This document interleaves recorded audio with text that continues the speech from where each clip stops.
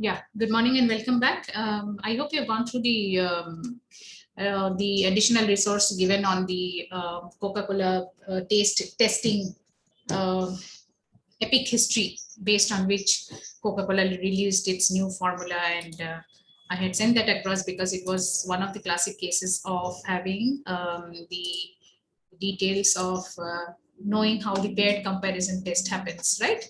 So we are going to look at that also.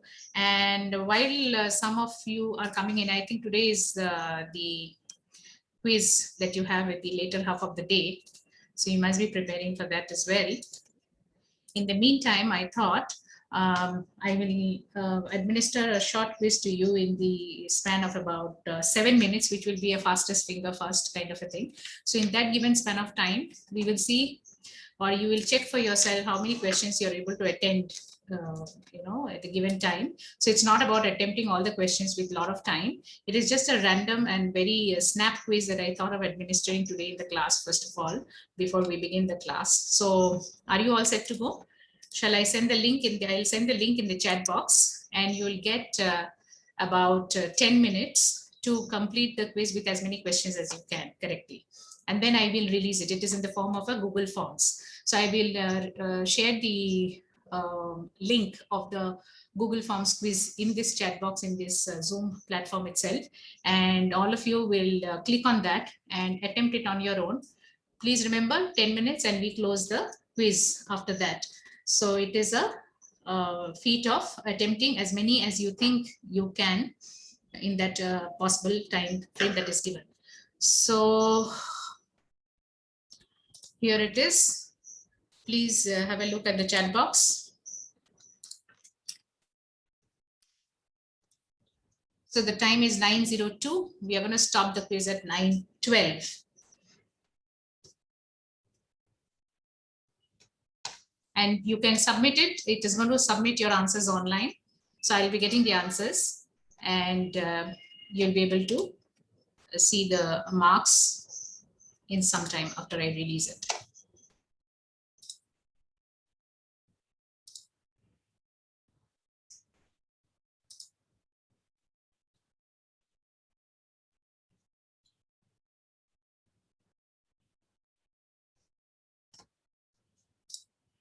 Have you all got the link? So it's a quick recap of whatever it is done. Please look at the chat box and please attempt the quiz. It's going to be there for about 10 minutes sharp, and it is all about seeing it and attempting as many as you think you can and submitting it immediately after you complete it without delay. You're required to send your email addresses. Please ensure that you are sending your email addresses correctly, and you have to attempt, and you have to it is an MCQ set. Attempt it and provide your answers in the form itself and submit it quickly. So this is also one of the examples of using a Google Forms to administer quiz or questions. Sudarshan, have you got the link? Diksha, Sudarshan? Yes, ma'am, I'm doing it. Very good.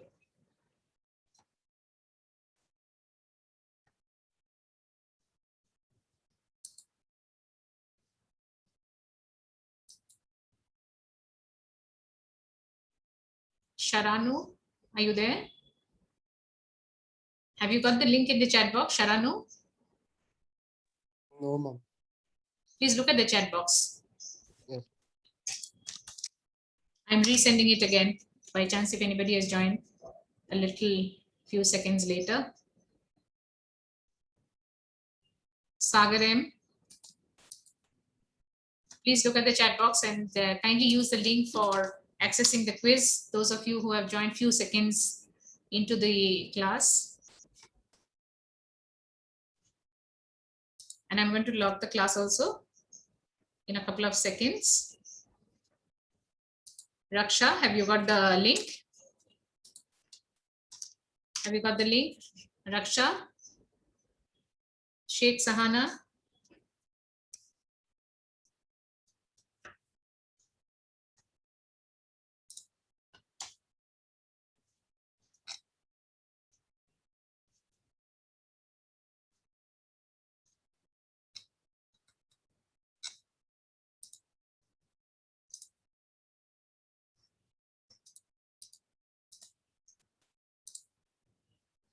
quickly, you have to submit it.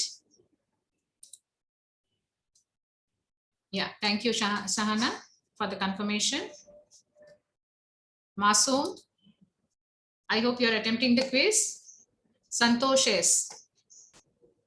So it's literally the format of, yeah, thank you. Fastest finger first. So as many questions as you can. Okay, it's a quick look at the question, understand, and provide your answers. It's closed-ended questions.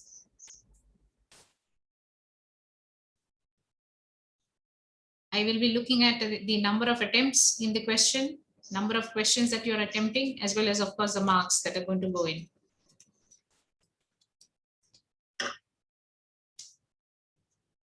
Apurva, have you got the link? Have you seen the link to the quiz in the chat box? Yes, ma'am. Right. Kindly attempt it. Another 5 minutes left.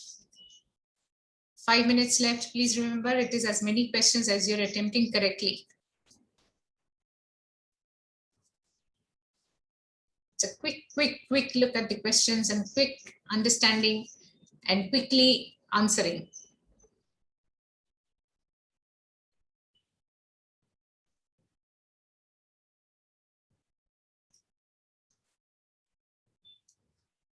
Chandra Prakash, are you there? Have you started? Ma'am, there was a network, so I just joined. Yeah. Have you got it now? Have you got it now?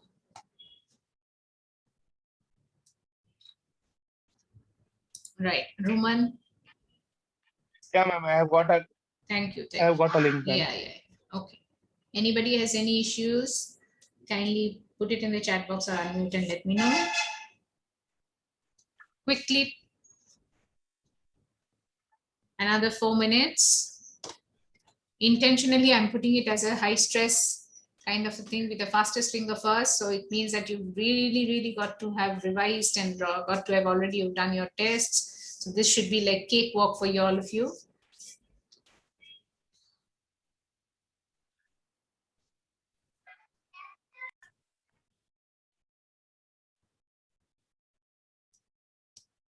Preeti, I hope you have got it. I just saw you entering.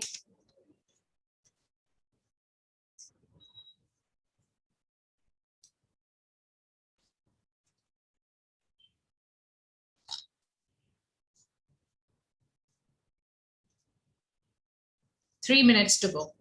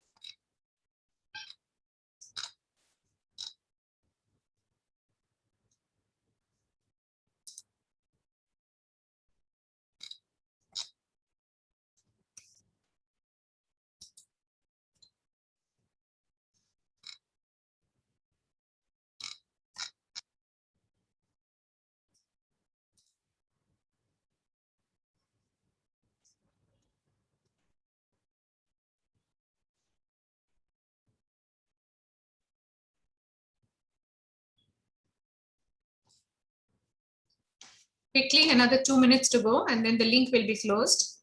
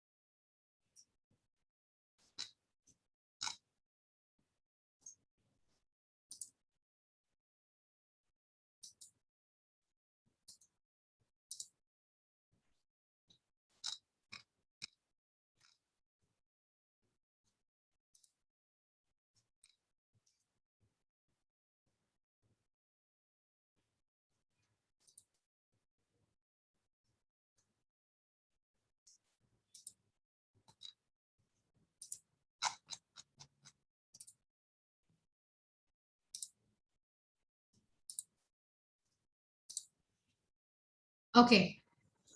Another 1 minute to go. Please submit your answers.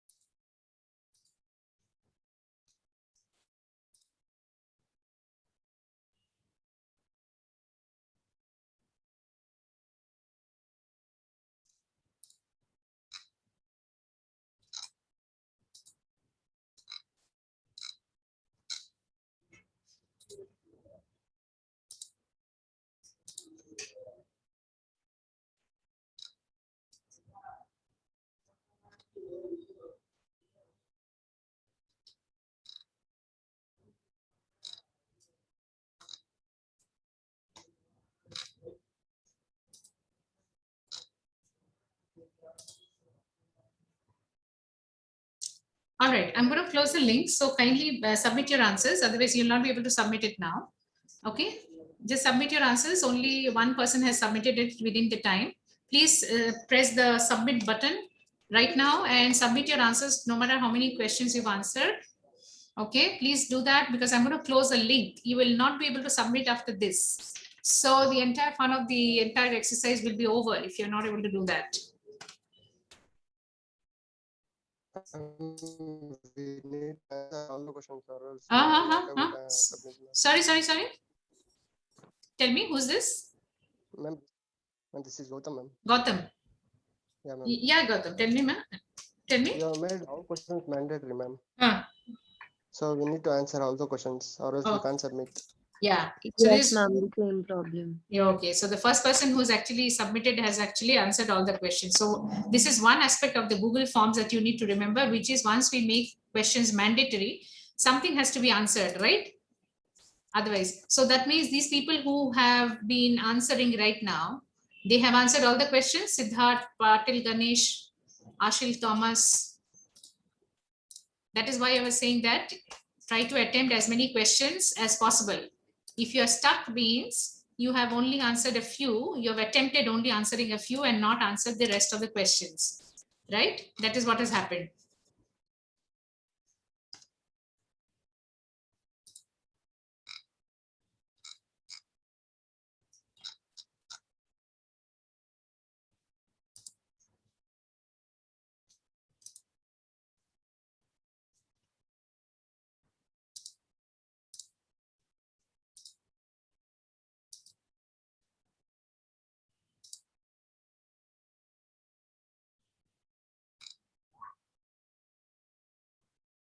So just click whatever and the rest of the, the questions and just submit it because we've got about, the answers are coming in.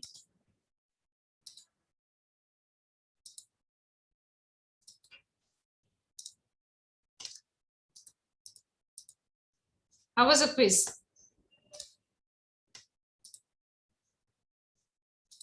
How was the quiz? Ma'am, too many questions are there, ma'am.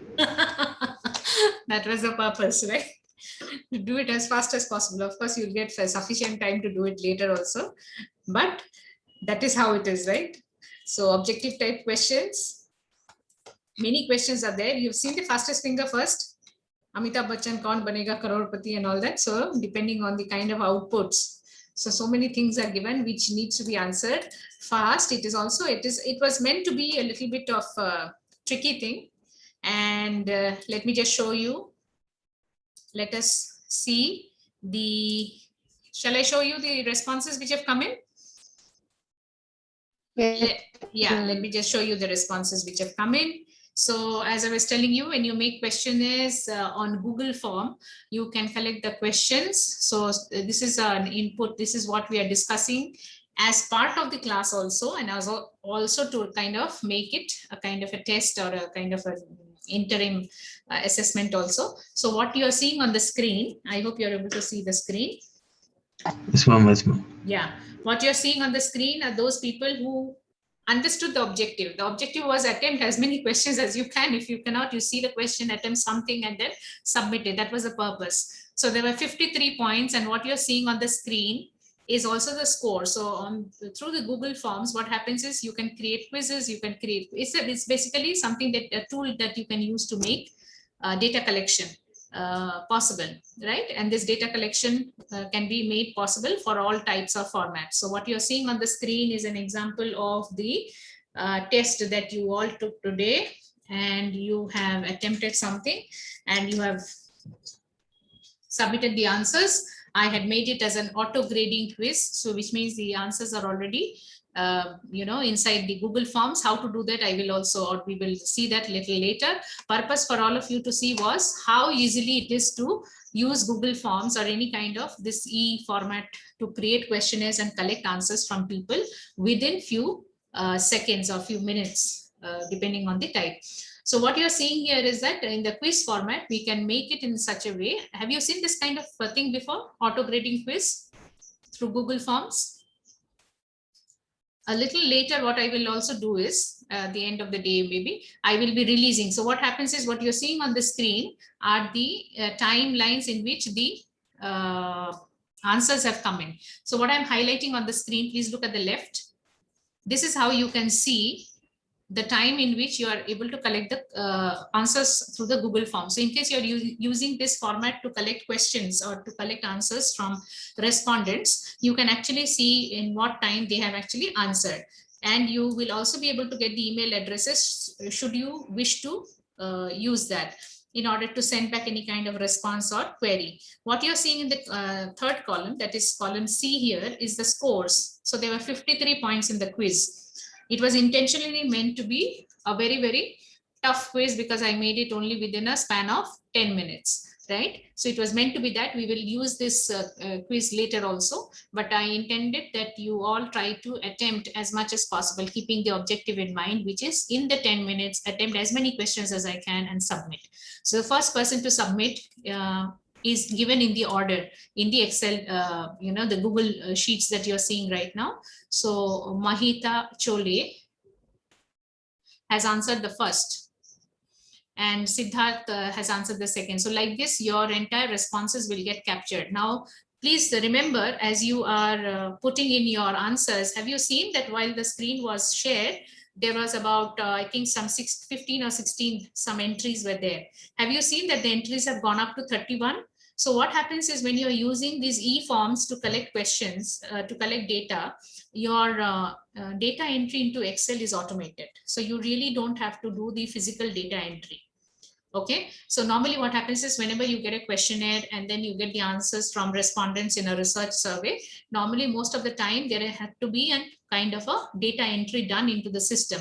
Say, for example, the basic would be to put it into Excel and then to take it into SPSS and then do the analysis. What you're seeing right now, what you currently did today morning was that you have answered few questions and then you submitted. The moment you submitted, it came on the Google sheet of that particular form to which it was linked. So when we use Google Forms to make questions or administer a questionnaire, normally this Google sheet, the Google Forms will also have a Google sheet which will be used to collect the data, right? And this, what happens is, whatever are the questions, each question becomes a kind of variable. This is a variable.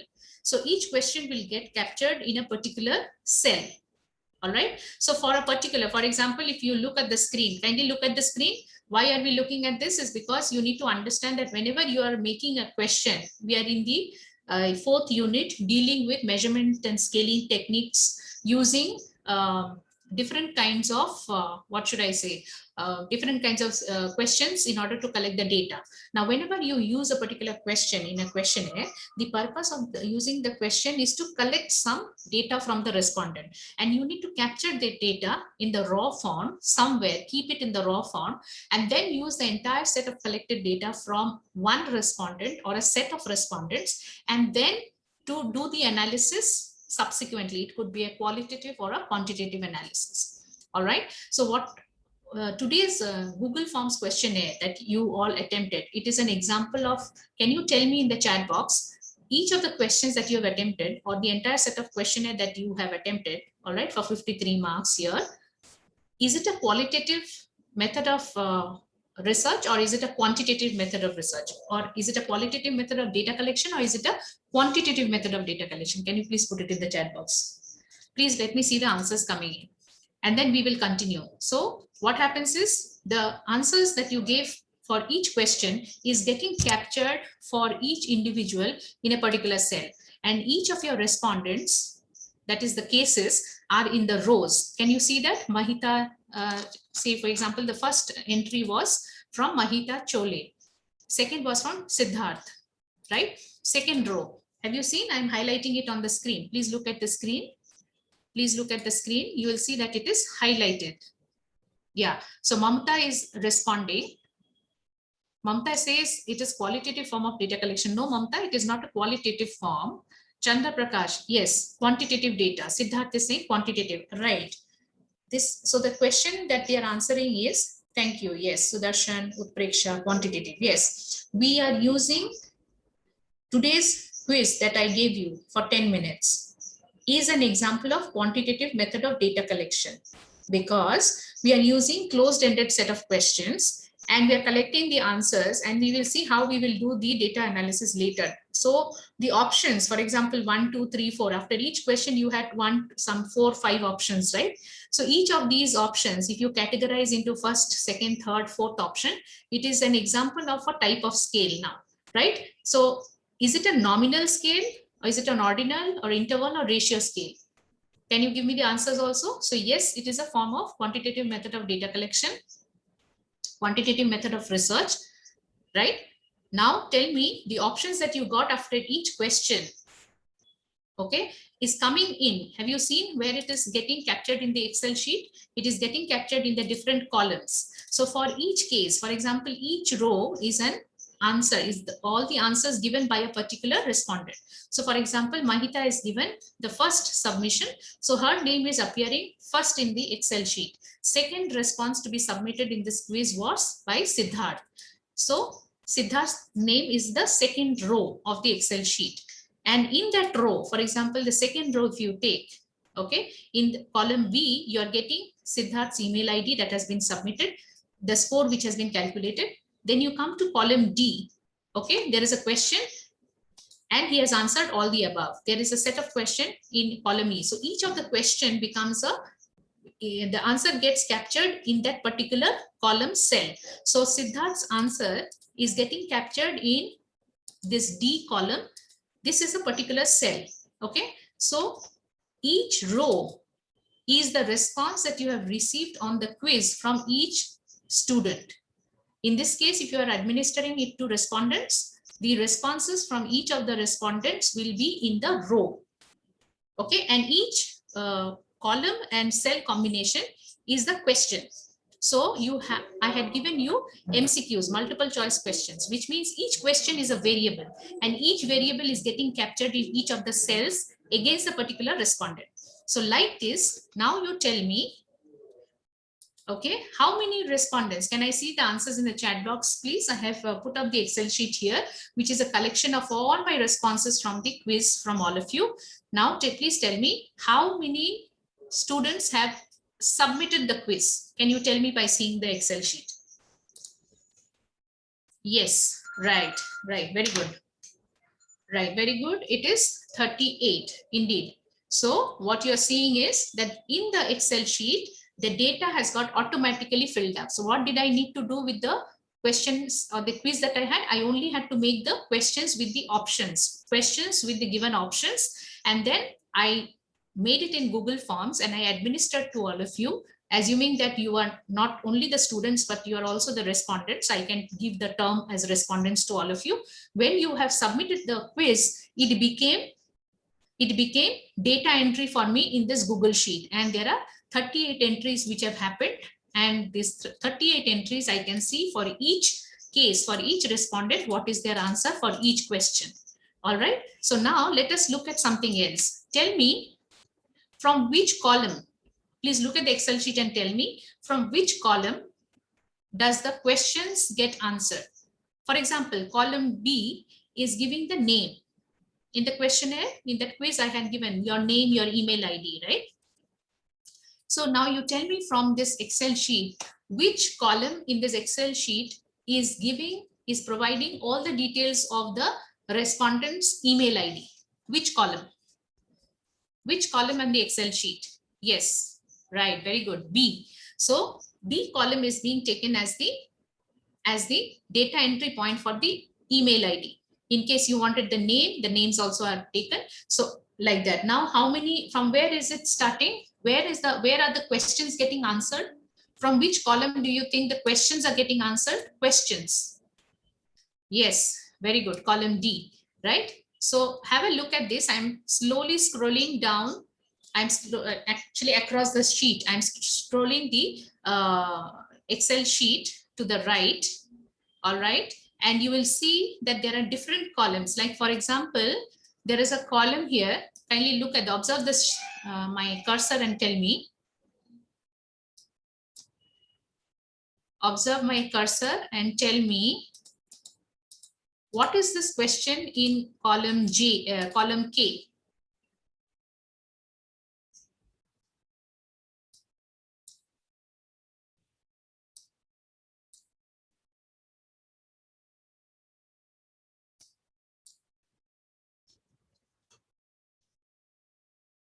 What is there? What is the question in column K?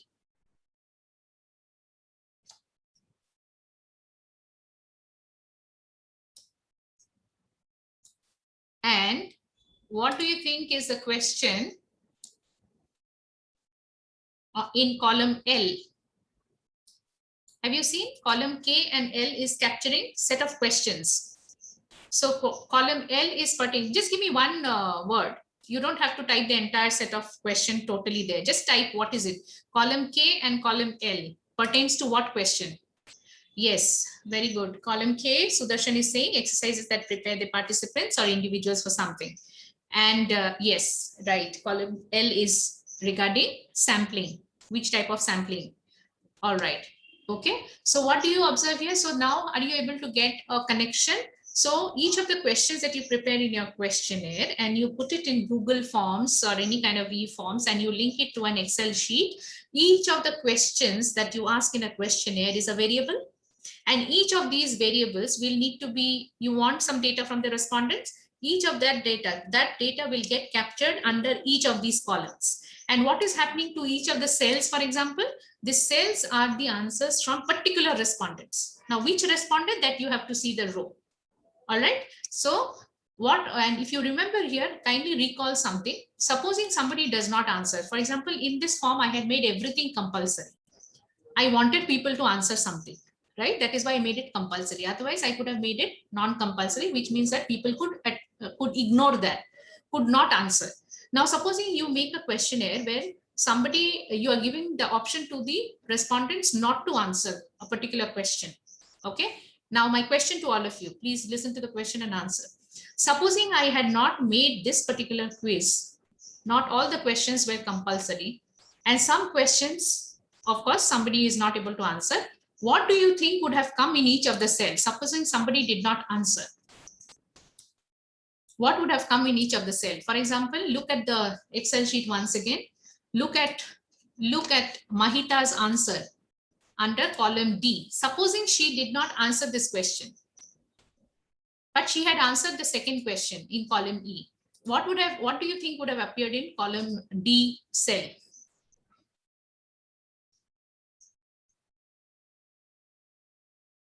When you choose a particular answer, that particular option is coming inside the cell. If somebody is not answering and the option is there, you can ignore that question and go ahead. What do you think would have come in? Do you have got an entry or would it have been blank? Empty. Absolutely. Not attended. Utpreksha. Chandan's answer is correct. Chandan has answered saying that the cell will be blank. Yes, it will be empty. Yes, absolutely, Siddharth. Blank. Utpreksha. So it is not attended name or not attempted. That is, your understanding is that it is not attempted. But what will appear in the cell? The cell will appear blank. Okay. So in this case is what we had told, I had told you earlier, that we look about whether when we want to do some analysis, we will try and see whether we want to do a pairwise deletion. Like, for example, if one cell is particularly empty and we are doing an analysis of that particular variable, we might choose to ignore that respondent for whom that particular variable is missing. Okay, these are missing variables. And we will look later also to code missing variables in our data entry time. We can put some code, say it is 0 or it is 9 or it is 99. For example, there are 4 options or 5 options after each question. So when you are putting the data entry, normally if you are doing the data entry, you would put, if somebody has answered 1, 1. If somebody has answered 3 option, third option, it would be 3. Here you can see it in the form of the entire, what should I say, the statement of the answer. In a subsequent class, I will make all of you do this coding. Coding means it is nothing to do with computer coding. It is just that translating the information, responses that you have received from the questionnaire into codes, into numbers, which can then be subsequently analyzed by softwares like SPSS and all that.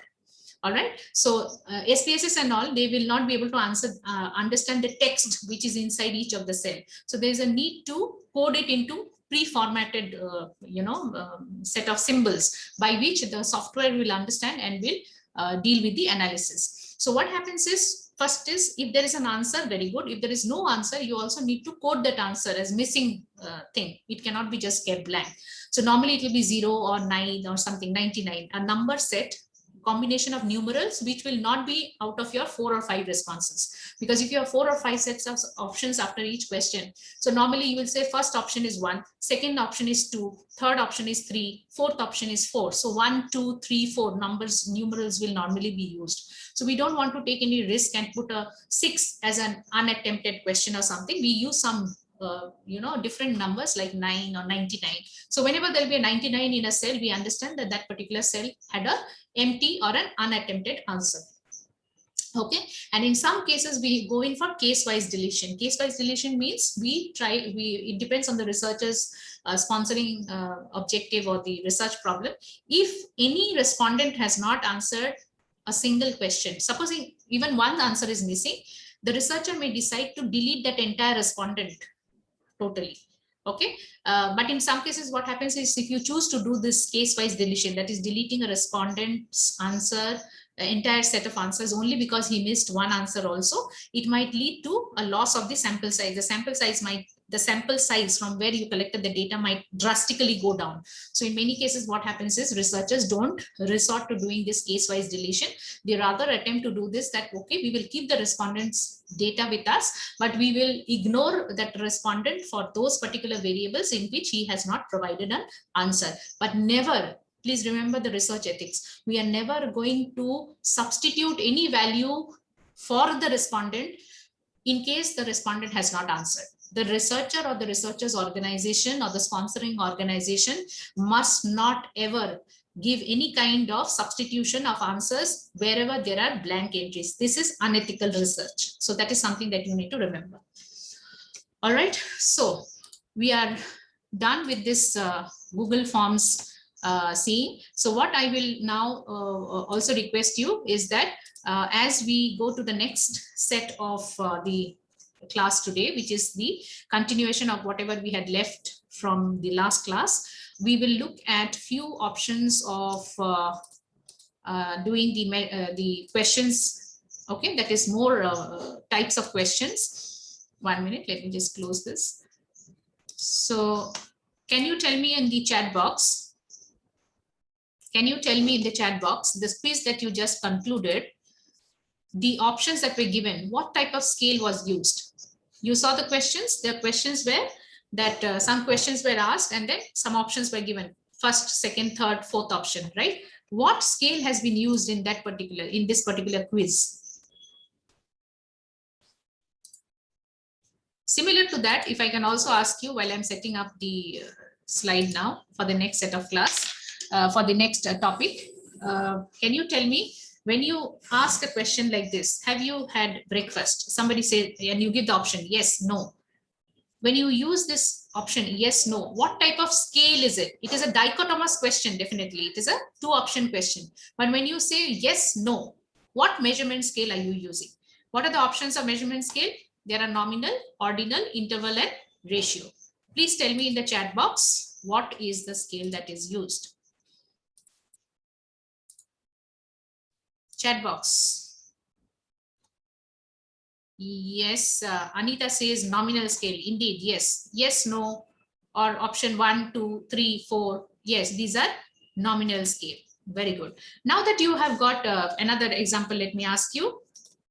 If you are giving, you all have given the quiz, you have all, sorry, not the quiz, the exams, you are appearing first semester and all that. How do you rank students based on the score? How much they have got, right? Correct. So like this throughout the semesters, you will get it. And at the end of the program, one of you will win the gold medal. One of you will win the silver medal. One of you will win the bronze medal, right? Okay, top 3. And of course, if there are 120 students, 120 such ranks also will also be there. What type of scale is that? When you say somebody is first, somebody is second, somebody is third, somebody is fourth.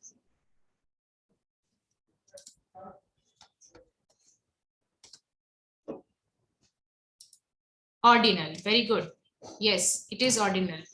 It is a ordinal scale, right? So now nominal and ordinal scale idea you have. Okay, now let me ask you something. If somebody is asking you your age and you say you are 23 years or 24 years, somebody asks someone else age, the person replies somebody is 70 years old. What type of scale is that? What type of scale is that? Or somebody asks you, for how long did you give the quiz? You said it is only for 10 minutes. How long did you give your test for, exam for? You said it is for 3 hours. So this 10 minutes, 3 hours, what type of scale is it? What type of scale is it?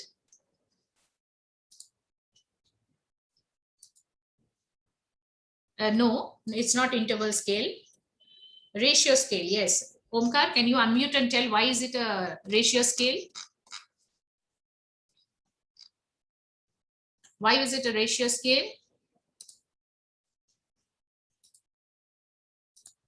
Somebody can tell why is it a ratio scale?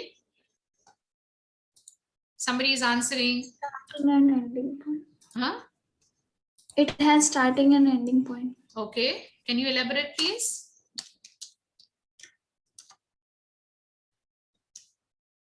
Can you elaborate? Elaborate means, what do you mean by starting and ending point? So why is it ratio scale? So when somebody is saying I am 25 years old and you ask another very, very old lady, you know, grandmother kind of, and she says I'm 100 years old.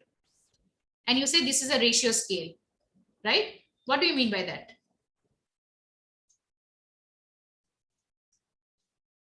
Are you able to understand, all of you? Why am I asking this question? I'm asking you because you said yes, when you're talking about years, you're talking about age, you're talking about hours, duration, time, distance. You're saying these are all ratio scale.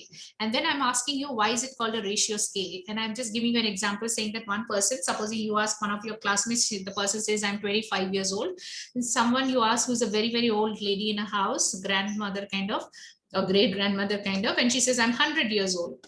And you say both are ratio scale, right? You are asking numbers. Why is it ratio? Can you make a ratio of 25 out of 100? And when somebody says 100 years, is there a defined way of understanding what is a starting and ending point? What if somebody said you ask somebody about a child and they say that, you know, the child is 100 days old. Is it possible 100 days old? Is it possible?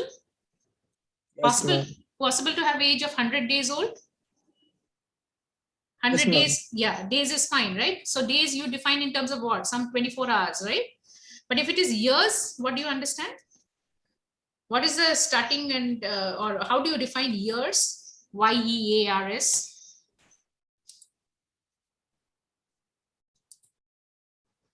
What is years? It has how many days?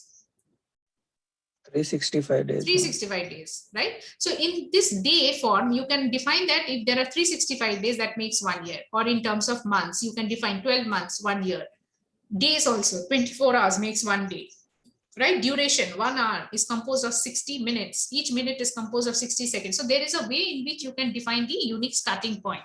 And you can always quantify a portion of that in terms of the other portion. Like 25 years is 1/4 of 100 years. Right? So there is a way that you can make ratio of the amounts, and therefore they are termed as a ratio scale. Now let us come to something which I have shared with all of you. we were trying to discuss this one. Let me just take you across to that. Have you seen the LMS where I have shared the Coca-Cola case study, Coca-Cola history? Have you seen the LMS, all of you? So in the LMS, there was a case, or the details were given about one incident of Coca-Cola. Can you help me to relate it to all of you in the class, if you remember this case of the Coca-Cola formulation having to be changed, and why it was not accepted by the American audience? That was an example of a research work that was done by Coca-Cola in America, in the United States of America. And what I'm sharing with you on the screen is the link that I had shared with all of you to do a pre-reading before you come to the class, which is about Coca-Cola's history of making this kind of a test. Okay, in this case, they wanted to launch a new formulation of Coca-Cola, and they had done this, the research on American consumers, and to find out which one they liked best in terms of taste. So they had administered, this is a case of about way back in the 80s, and something happened. What happened? Can some of you tell me what happened? They had done a taste test, and then they found that people were generally preferring the sweeter version of the beverage. All right, so they administered this test amongst consumers and asked them to drink the beverage and find out, and there were two sets of beverage given. So it's like in a glass, two sets of glasses were given. One had Coca-Cola and one had Pepsi, and it was given to the respondents to choose, okay, which was the better form of the beverage. And people seemed to, in that research, they found out that people were choosing the sweeter version, and the sweeter version was the glass which had the beverage which people seem to be choosing, which was sweeter, was Pepsi. And so taste wise, they did a research which was on two brands, but they did not reveal the brands when they were giving the liquid to the people to test. So it was like in plain, simple, unmarked glasses. Two sets of glasses were given. People were told to test it, test it. So on the taste, they were asked the question, and people by instinct, they said they preferred the particular glass, and that particular glass. Why did they like it? They said, the respondent said, we like the sweet taste. It is very sweet. And majority number of those respondents in the study expressed that they like the sweeter taste of the beverage. And then Coca-Cola, who was doing the research, found that they perhaps needed to change the formulation to a sweeter version. And based on that particular test, research, they decided to launch a new Coke. But what happened was the American public did not like the change in the brand. They said that Coca-Cola was something that they related to, and they would not like the old Coca-Cola brand to be changed. So this particular research outcome did not actually give a very, very authentic perspective. So finally what happened was they had to scrap the new version of Coke that they were trying to release into the market, because a lot of boycotting happened from the American public, and they did not, the American public did not want to accept that, and most of the people decided not to take the brand, and they had a lot of the, what should I say, the backlash and revolts, and they felt that it was not fair that their old brand should be taken away. And if you look at the screen right now, there were certain things which came out saying that God and Coca-Cola were the two things in my life, one of the consumers said. So they were very attached to that brand itself. So that in the branding aspect, there's a huge implication of that also. So it was understood that when you do a research, you should not take one aspect and do a research and then take the decision based on that. So it is about when you want to change a brand or you want to do a brand extension, the brand extension cannot be just based on one attribute. In this case, just based on the sweeter taste of a beverage, of this carbonated beverage, Coca-Cola made the decision saying that it is the sweeter taste which people is preferring. So let me relaunch a new brand altogether. That was a kind of a fault that they had. The fallacy in the thinking was that the brand choice of Coca-Cola was based on taste, but it was not actually that. A brand has many attributes based on which people get attracted to a brand. Of course, a product is named, and that name itself is a brand, but the brand association with people has different indication: brand personality, brand image, the trust, the brand association, the feeling that people have with the brands, the love that people have with the brands. So brand association with people is just not based on product attributes, which means that if you just remove the brand label from a product and give it to a consumer, they may not be actually be able to distinguish that product better from others. But when the name of the brand comes, research has found that through very many clinical studies, also magnetic resonance imaging of the brain study and all that, that when you see the name, the association of the name also triggers different sets of sensory perception in the consumers. So this particular example was an example of a paired taste testing that was done with Coca-Cola and Pepsi beverages, but were unmarked. They were given to consumers in unmarked, sample glasses. And only thing that Coca-Cola asked from people was which one they liked in their taste-wise. But they forgot that just based on taste, if they were going to change it, there was a huge backlash coming in. So finally, what happened was Coca-Cola was forced to relaunch its old Coke. And this is what you see, that the classic Coke, the original formula, had to be relaunched back. And that was the blunder which Coca-Cola did, which was to launch a new brand just based on a taste testing, a paired testing of two brands of Coca-Cola and their nearest competitor, Pepsi. So there's more to it. We will look at the case history or the case study in a branding class later on. So this is an example of how paired comparison test can be done. So paired comparison test, why am I looking at, is because that is also one way in which you can do a measurement and scaling technique. One second, let me put back the slide.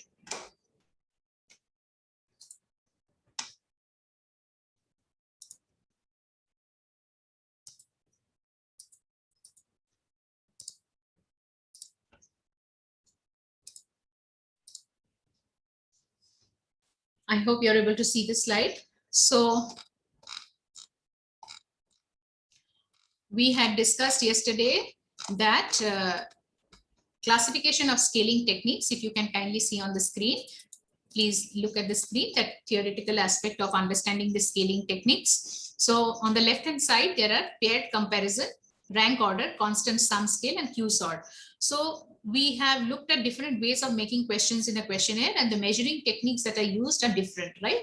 Now, if you look at the scaling techniques, there are different types. One is comparative and non-comparative. The example that we took from this Coca-Cola and Pepsi study, or primarily the Coca-Cola blunder in launching a new product based on the sweet taste. This is an example of a paired comparison, where you take two sets of objects together. The other is a rank order, where we are using ordinal, right? Constant sum scale and Q sort. So let us look at, we will start looking at the comparative scaling technique. So comparison of scaling techniques. Normally comparative scaling involves the direct comparison of stimulus objects. So like I was mentioning about Coke and Pepsi, when Coca-Cola did the study, they gave one glass marked with the Coca-Cola beverage and the other which was Pepsi, but it was not marked, it was unmarked, nothing. People could not make out which one was Coke and which was Pepsi. So this is an example of giving two objects. In this case, the stimulus objects were those two cups with the black carbonated beverage. Only the researchers knew which one was Coke and which one was Pepsi. So comparative scales involve direct comparison of stimulus objects. Comparative scale data must be interpreted in relative terms and have only ordinal or rank order properties, which means you can only ask people to rank and tell you which one is their first preference, which one is the second, if you are having, say, two sets of objects given. Or you can ask which one they preferred. The one that they preferred is fine. The one which they did not prefer is something that they did not like. But when you have non-comparative scales, like for example, we'll see later the agree, disagree scales or good and bad scales and all that. These are non-comparative scales, which are scaled independently. You're not comparing any object with something else. All right. So let us look at some of the disadvantages also. Disadvantages of the comparative scale will be that you are actually finding out with respect to the set of objects given the response of people.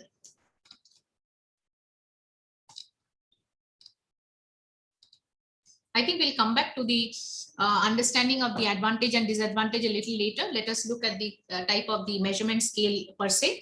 So paired comparison is mostly used. What you can see on the screen here is something that was replicated in the Coca-Cola case study of the taste testing. So what you're seeing here are two cups. Have you seen here? One cup is marked A and one cup is marked B. So this particular thing is a taste testing. Taste, T-A-S-T-E. And testing is what you're going to find out which one is good or bad.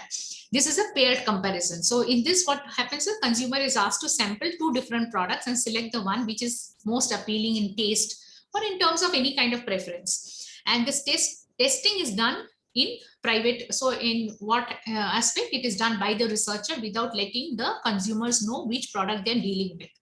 And most of the times you need about 1,000 responses in order to have an adequate sampling.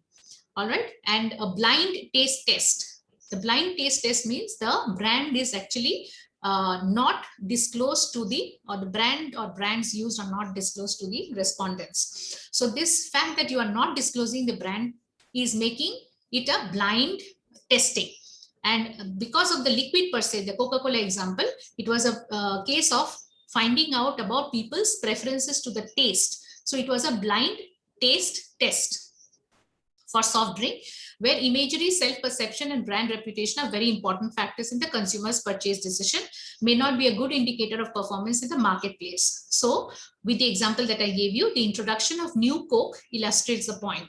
New Coke was heavily favored in blind paired comparison taste tests, but its introduction was less than successful because image plays a major role in the purchase of Coke and not necessarily taste, right? So paired comparison test can be done to measure people's responses towards something. So you can do this in terms of, putting two shampoos, Dove and Garnier, and asking people which one do you like.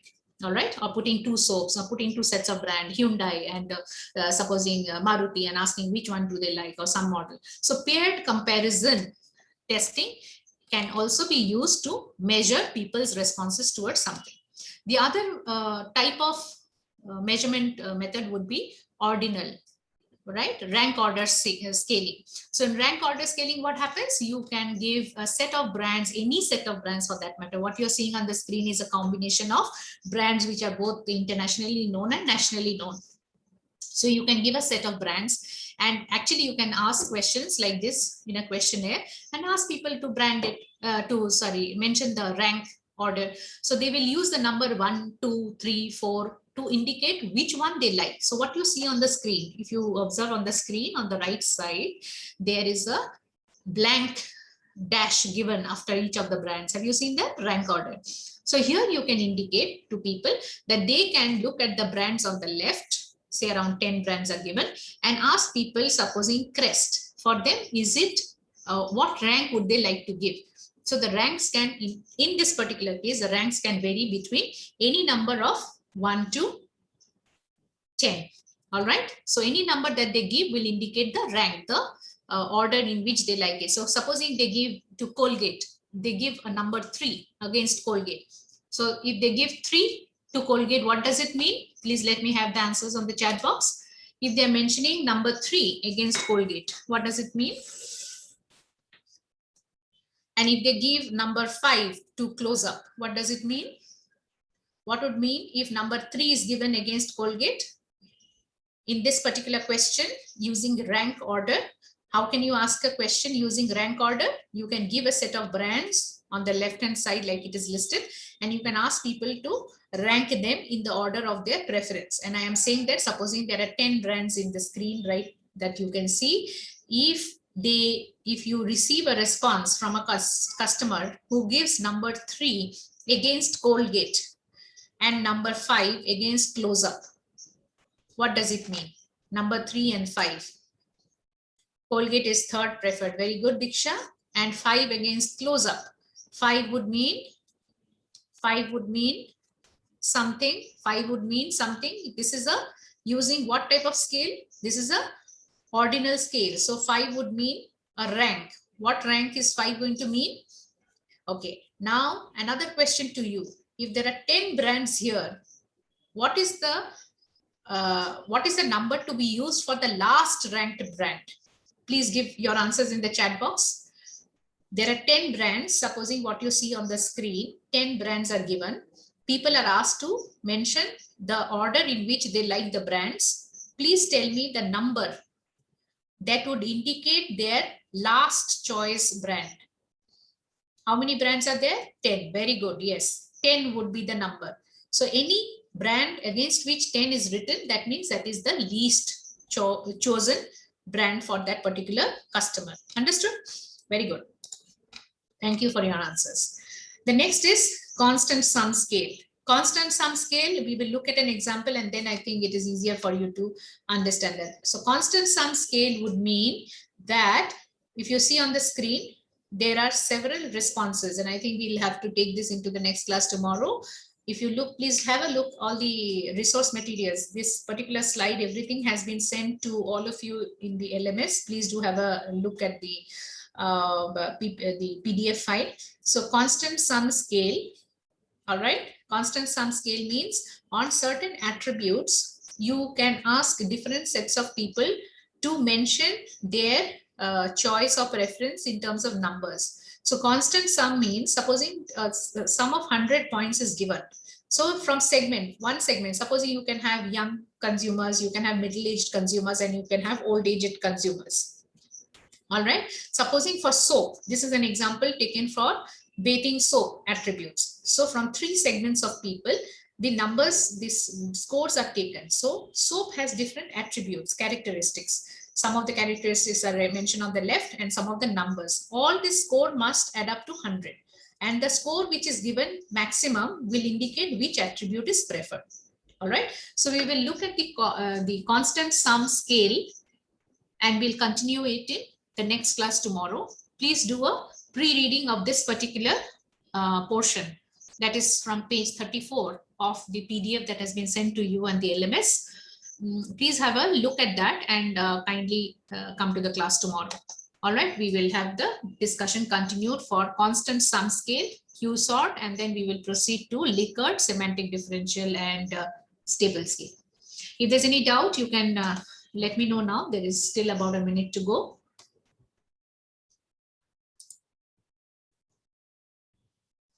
And of course, you can always leave your answers in the or leave your queries in the LMS as well. So thank you so much for coming in. Thanks for attempting the quiz, and we'll join for the class tomorrow.